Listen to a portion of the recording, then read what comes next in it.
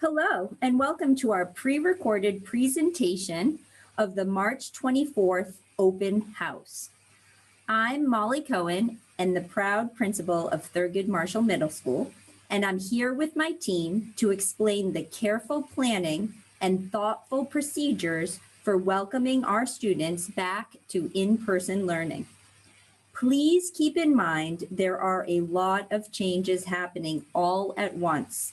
So we will continually be updating our website and even this presentation.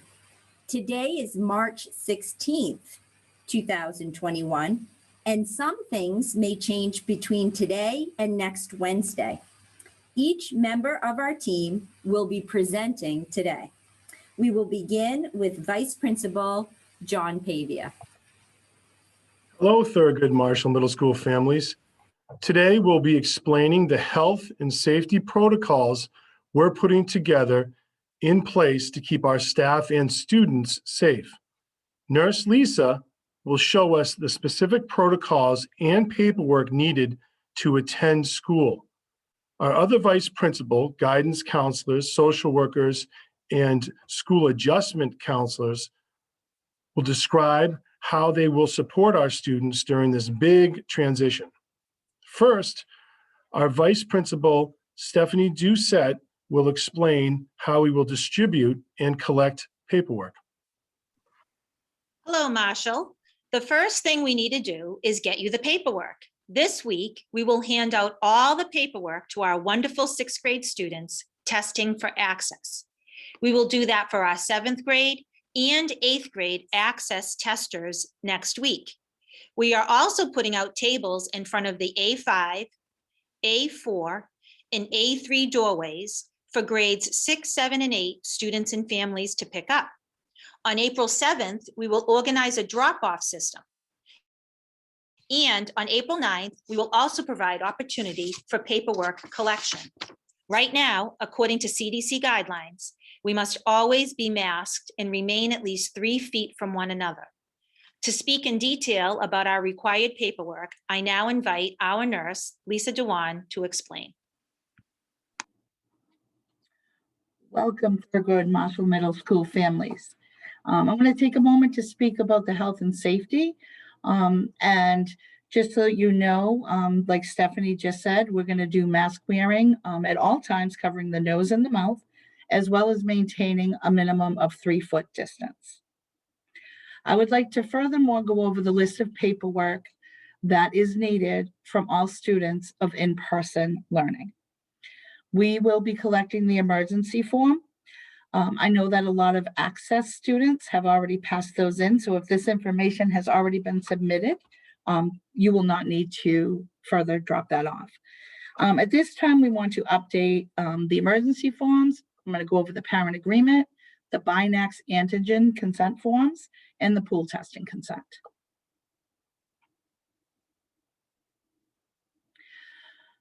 When you come to pick up your packets, it's going to be a packet, and on the top part is going to be the in-person learning, and it's a letter from Dr. Tutwiler, basically specifying what we're doing about the daily health maintenance, the masks, the social distancing, hygiene, and the disinfection that's going on, and that's for you to keep at home.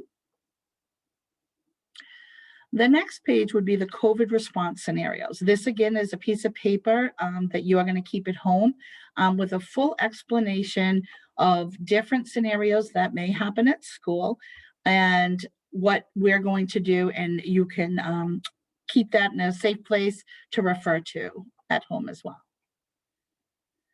The at-home checklist, this goes right along with what our parent contract, our family contract is going to be.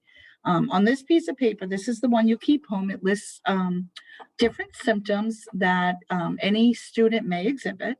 And at that time, we're asking that you keep that student home. Please notify the school. Let us know what's going on, and the nurse can help advise you as to what to do going forth.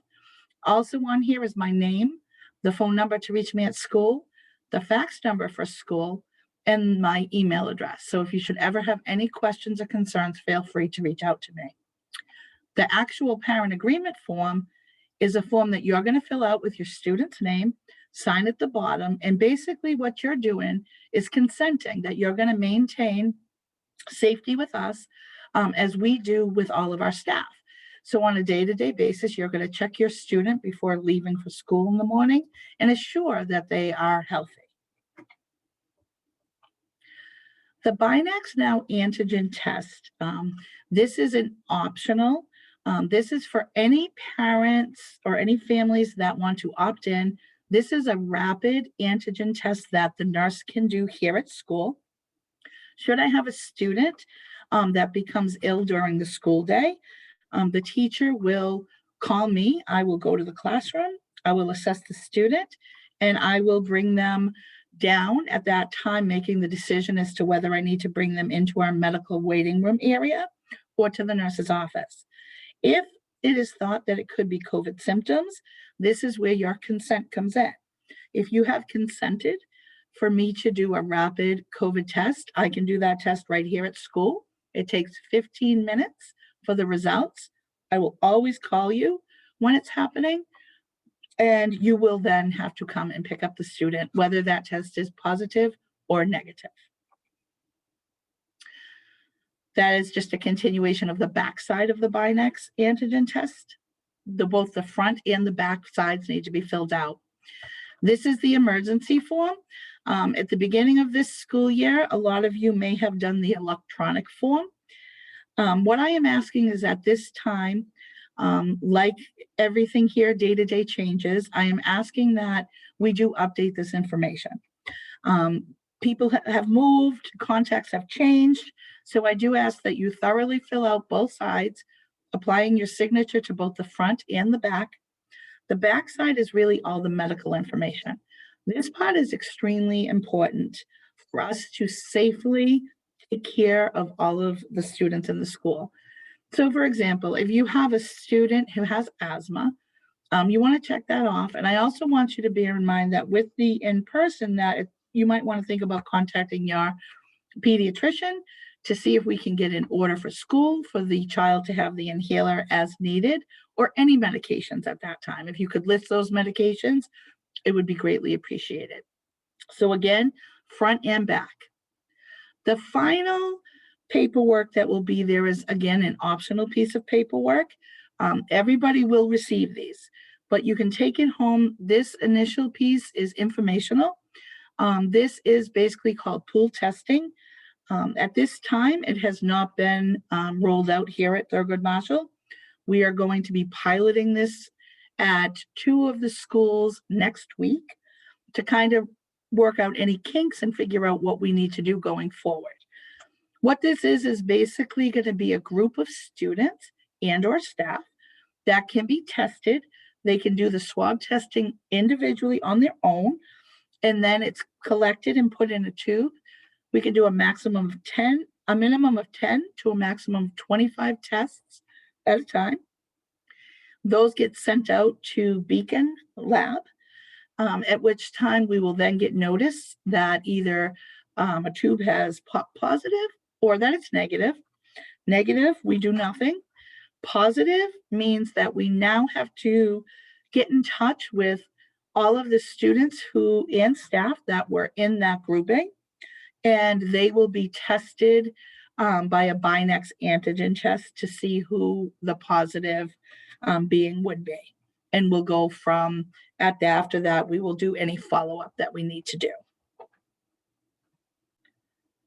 Those are the actual consent forms. It's a front and a back.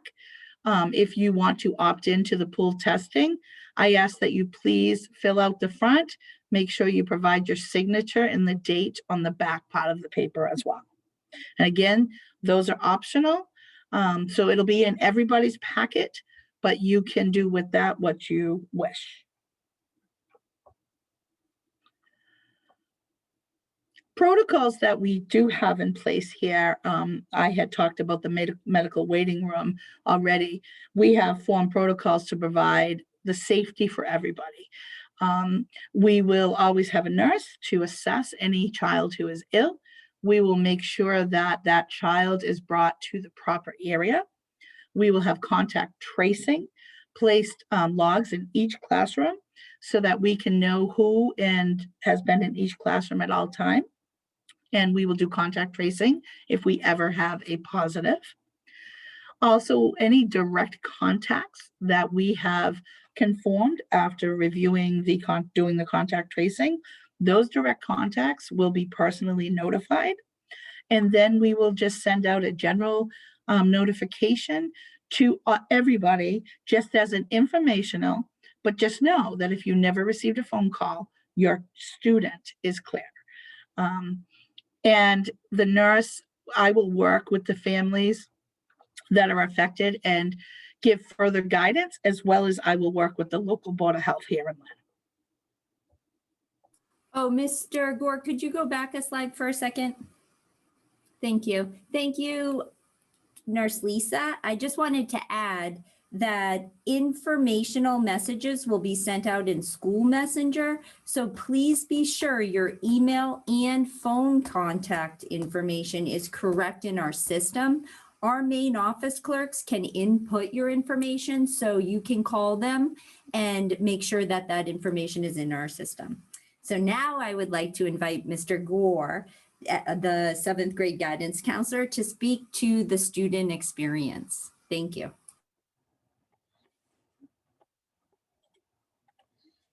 Thank you, Ms. Cohen. Yes, I am the 7th grade guidance counselor here at Marshall. And what you are seeing here is a diagram of a classroom meeting the 3-foot distance guidelines, which will be used for in-person learning while masks are being worn during the instructional time. This next slide is extremely important that in-person students are coming prepared with their laptops and chargers. This should be considered their school supplies and is the new pen and paper. Student must bring their laptops and chargers daily. This slide goes over the differences between in-person and remote learning. For those who choose to stay home in the remote learning model, they will continue on with the same remote learning expectations, with the hours of learning adjusted to follow the in-person learning schedule. Those students who elect the in-person model for learning will still access all 5 classes through Schoology, but will report to the building for the instructional time. In most cases, the students will remain in the same room for the day, which is 5.5 hours with 3-foot distancing. Teachers will rotate through the classrooms, and students' days will end with a grab-and-go lunch. Next, we have Ms. Rosa, who will go over a day in the life of a student. Hello and welcome. When we invite students to in-person learning, we will open the doors at 7:30 so we can begin our new daily advisory at 7:45. Every day, we will check in with students for 15 minutes to ensure they are transitioning healthfully and getting the support they need. Students will report to one classroom with one group of students for all 5 periods. Teachers will come to them. We will offer movement, snack, and mask breaks throughout the day. Please send your child with 1 or 2 bottles of water, as bubblers will be closed. We will not use lockers this year. At 1:15, students will leave with a bagged lunch in their hands. There are 2 CDC guidelines for safety distances. When unmasking, each student must be 6 feet apart, but when masked, they can be 3 feet apart. Here is an example on how students will unmask to eat their snack in the classroom. Every other child in horizontal and vertical rows will unmask to eat. Snacks will be just under 15 minutes. Ms. Cohen will explain how Team MMS will remain at lunch site. Thank you, Ms. Rosa. Yes, remember at the beginning when I said some things could change? This is an example of a potential change.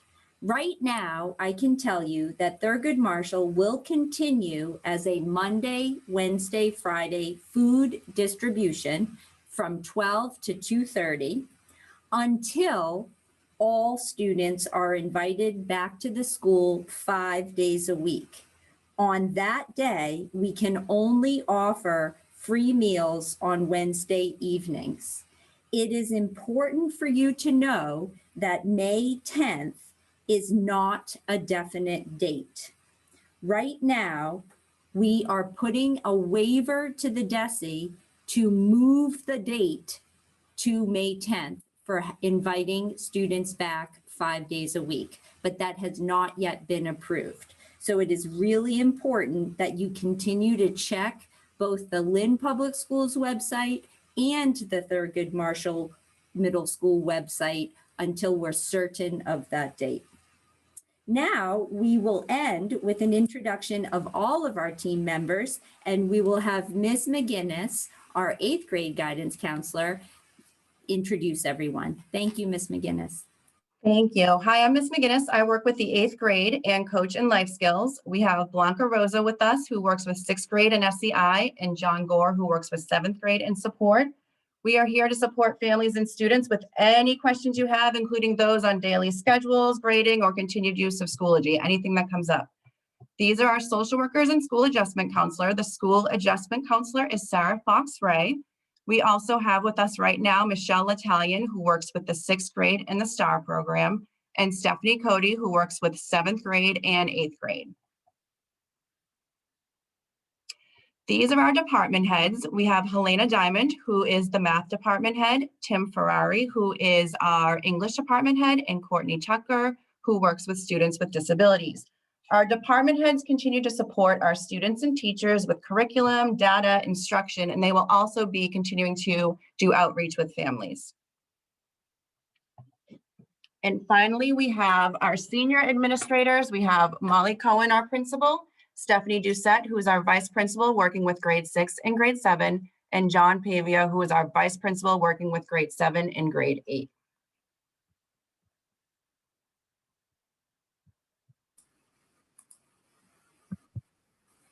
Thank you, Ms. McGinnis. And before we go, I just ask everybody to turn on their cameras so our families can see us and associate a name with a face. And if we could just take 1 minute, I would like for Ms. L'Italian and Ms. Cote and Ms. Fox-Ray, if you could unmute and just speak a little bit to how we plan on supporting students' social and emotional needs as we kick off the re-entry back to in-person learning. Thank you. Awesome. Thank you, Ms. Cohen. As Ms. McGinnis stated, I am Ms. L'Italian. I am one of the social workers here at TMMS, and I service half of the 6th grade and all of the 7th grade students. So one of the ways we will be supporting you during this transition back into our building is through our advisory lessons that happen 2 times a month. But as always, you can reach us for social emotional check-ins through either Schoology or Outlook. You can call the main office and ask to be transferred to our voicemails, or a simple just letting your teacher know that you would like to check in with one of us, and they'll get us a message and we'll reach out to you all. Thank you so much. We can't wait to see you. Hi guys, my name is Stephanie Cody and I'm the social worker working with the 8th grade and half of the 6th grade. We know that the transition back to school can be challenging. So in order to assess student need, we will be sending a form survey to the whole school, and that will help us provide supports behaviorally, socially, and emotionally. We're excited to see you guys. Hi all, I'm Sarah Fox-Ray. I'm the school adjustment counselor, and I'll be working with students on IEPs and 504s that have already identified social emotional needs. Thank you. And so I'd just like to close by saying, remember, this is a pre-recorded open house presentation. We will be opening in Zoom at 5 p.m. on Wednesday, March 24th, and we will post the Zoom link and password on our website. We wanted to do this so that you have a full week to think about the options and what it will look like in-person versus remote, because on March 26th, that Friday, March 26th, that is your final submission and commitment to what program you would like your child to be enrolled in. Full remote or full in person. Okay, so thank you everyone, and I hope that we see you and we have a chance to talk with you on March 24th. Thank you, Thurgood Marshall team. Bye. Bye, thank you. Thank you. Bye.